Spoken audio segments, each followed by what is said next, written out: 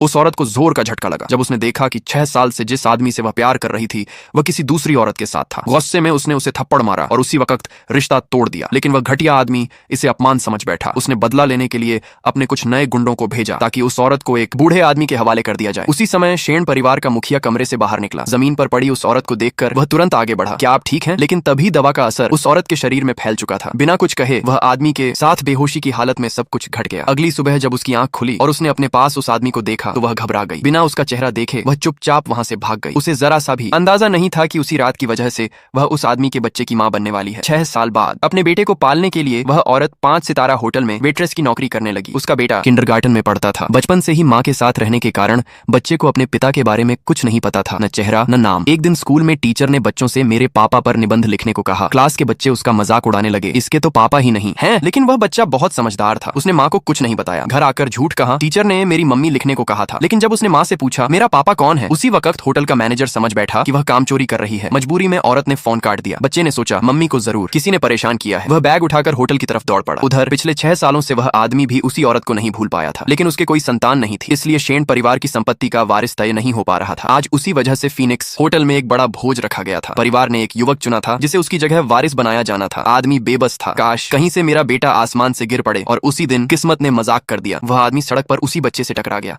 जो उसी औरत का बेटा था। हालांकि वह यह नहीं जानता था। टक्कर लगने पर वह बच्चे को तुरंत अस्पताल ले गया। जांच के बाद डॉक्टर ने कहा बच्चा ठीक है, लेकिन ये बच्चा आपसे बहुत मिलता जुलता है। डॉक्टर और असिस्टेंट दोनों का एक ही कहना था, अगर आपका बेटा होता तो बिल्कुल ऐसा ही होता। तभी उस आदमी को 6 साल पहले की रात याद आ गई। उसका दिल जोर से धड़क उठा। उसने तुरंत अपना खून देकर डीएनए टेस्ट कराने का आदेश दिया। इसी बीच उसके पिता का फोन आया, भोज शुरू होने वाला है, जल्दी फीनिक्स होटल आओ। बच्चे की माँ वहीं काम करती थी, इसीलिए बच्चा गिड़गिड़ाया, मुझे भी ले चलिए। आदमी उसे होटल ले आया, लेकिन काम के कारण उसे बिजनेस कार्ड देकर बोला पहले अपनी मम्मी के पास जाओ, कुछ हो तो फोन करना। उसे क्या पता था कि यही होटल आज उसकी जिंदगी पलट देगा। होटल में वह औरत ट्रे लेकर चल रही थी। तभी एक चालाक लड़की से टकरा गई। उस लड़की के साथ वही घटिया आदमी था जिसने 6 साल पहले उसे धोखा दिया था। और बदकिस्मती से वही आदमी शेन परिवार का चुना हुआ वारिस था। वह ताने मारने लगा, 6 साल से वेट्रेस बनी हुई हो और मैं शेन परिवार का उत्तराधिकारी। उस औरत ने ठंडे स्वर में कहा, मेरे पास बेटा है, तुम गलतफहमी में मत रहो। वह घटिया आदमी चिल्लाया, ये बच्चा उसी बूढ़े आदमी का है ना? औरत गुस्से से कांप उठी, गंदा मुंह बंद करो, गलती तुम्हारी थी और मुझे उस बूढ़े के हवाले भी तुमने ही किया था। तभी बच्चा दौड़कर आया और माँ के सामने खड़ा हो गया। मेरी मम्मी को हाथ लगाया तो मैं अपने पापा को बुलाऊंगा। मेरे पापा बहुत जबरदस्त हैं। उसने बिजनेस कार्ड दिखाया, ये है मेरे पापा। घटिया आदमी हंस पड़ा, चोरी किया है? तुम्हारे पापा कैसे हो सकते हैं? वो साजिशी लड़की भी बोली, शेन साहब का बेटा बनने की एक्टिंग कर रहा है, मौत को दावत दे रहा है। घटिया आदमी ने सिक्योरिटी बुला ली और माँ बेटे को पकड़कर जमीन पर झुकाने लगा। उसी वक्त शेन परिवार के बुजुर्ग आ गए। घटिया आदमी ने तुरंत नाटक किया और बुजुर्ग धोखा खा गए। तभी अस्पताल से रिपोर्ट आई, डीएनए रिपोर्ट, बच्चा उसी आदमी का बेटा था। आदमी